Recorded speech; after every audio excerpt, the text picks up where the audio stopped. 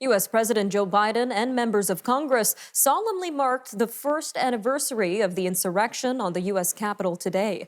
The January 6th insurrection occurred when supporters of then-President Donald Trump pushed past police and broke into the Capitol to interrupt the certification of Joe Biden's electoral victory. Lawmakers held events today to reflect on the violent attack 1 year ago. But one expert says that January 6th should also serve as a day to renew the fight for democracy. Writing in The Bulwark, Professor Jeffrey Isaac says that while there is a time and place for reconciliation, the pressing need now is for American political leaders to counter threats to democracy. Well, with us now is Professor Jeffrey Isaac, political science professor at Indiana University, Bloomington. He was also previously the editor-in-chief of Perspectives on Politics, a journal of the American Political Science Association. Dr. Isaac, welcome to Forum Daily. Thank you. Nice to see you. Now, a very interesting article you wrote in The Bulwark. In it, you say that this is a battle for the future of American democracy, not a battle for the soul of America, as Mr. Biden has said previously. So what do you mean by that? Well, first, I have to say, my piece was deliberately published yesterday. I thought the speeches by Biden and Harris today were absolutely terrific. I couldn't have written them better myself.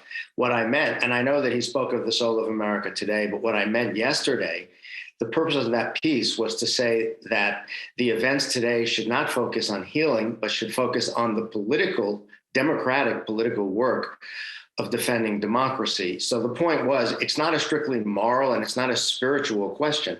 It's a political question, organizing citizens, emphasizing the importance of democratic legitimacy, and doing the work of changing the law to defend our democracy. So that was my point. And the rhetoric of the soul of America or the soul of the nation is fine in the way in which it was used today by Biden, which was in a speech that was very clearly political. All right, Dr. Isaac, well, how should political leaders move forward from this in order to counter threats to democracy revealed by the January 6th insurrection? Well, I would say two things. One is that unfortunately, and President Biden said this today in the speech, but many of us have been saying this very clearly for a long time, and the Bulwark in particular is dedicated to saying this. Unfortunately, one of the two major political parties in our system is firmly behind Trumpism.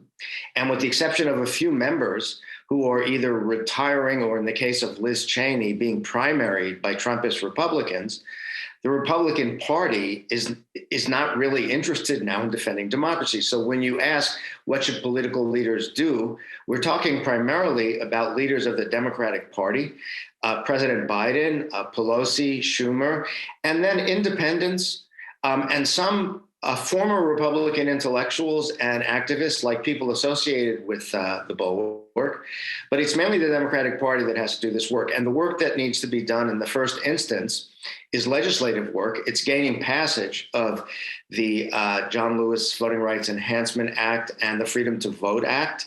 The Democrats need to pass this legislation, but more importantly, and some other legislation as well, the 2022 elections and the 2024 presidential elections are really, really important in terms of the future of democracy. So passing voting rights legislation and electoral fairness legislation is very important, but equally important is mobilizing citizens and convincing a broad swath of the American public that democracy needs to be defended. And that means not electing Republicans who really are trying to erode and attack democracy.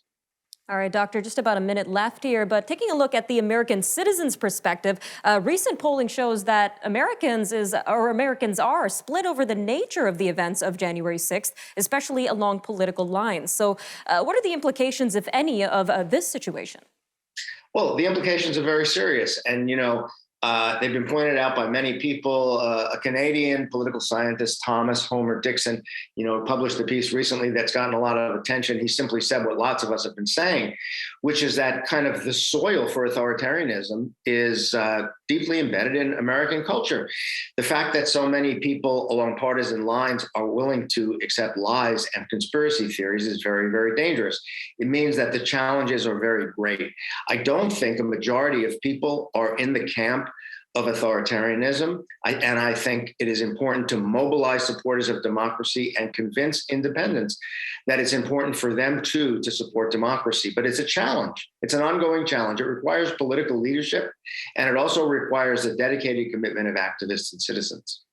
Some insightful remarks, Dr. Isaac. Thank you again for joining us today on Forum Daily. Thank you so much. I appreciate what you've done. Thank you. Sir.